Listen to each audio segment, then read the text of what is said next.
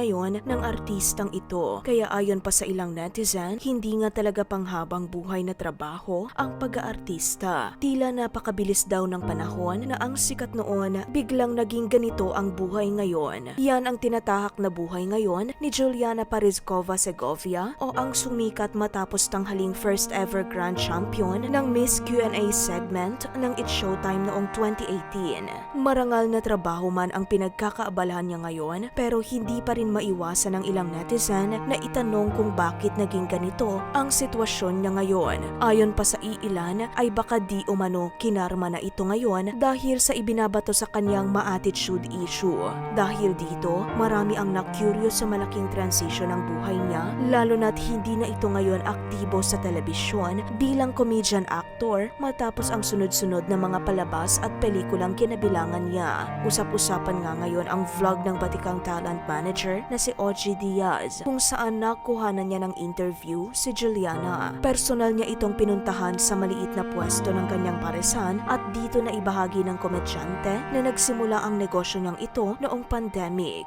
Ito raw ang nagtaguyod sa pamilya niya lalo na nang mawalan siya ng trabaho bilang aktor. Ang kanyang ina ang nagtitinda rito pero ngayon ay madalas niya na itong tulungan. Ayon pa kay Juliana, noong matapos ang eleksyon, ginamit niya sa pagnanegosyo ang kinita niyang pera. Diretsa namang natanong ni Ogie kung ano ba ang masasabi niya ngayong maraming balita ang naglalabasan na naghihirap na siya ngayon dahil bukod sa pagtitinda niya ng pares mami, nag-viral din kamakailan ang pagbebenta nito ng napanalunan niyang corona sa Miss Q&A sa vlogger na si Boss Toyo. Mapapanood sa YouTube vlog nito na Pinoy Porn Stars na bigong maibenta ni Juliana ang corona sa halagang 1 million pesos. Pagklaro nito, hindi ko naman binenta. Content lang yon with Boss Toyo. Actually, ako rin naman nakaisip ng content. Sabi ko, edi kunwari ibebenta ko sa'yo yung corona nung content lang yon. Diyos ko, papatayin ako ng nanay ko kung ibebenta ko yung corona. Dahil sa sitwasyon nito ngayon, natanong din ito kung ano nga ba ang ginawa niya sa perang napanalunan niya sa It's Showtime. Aniya,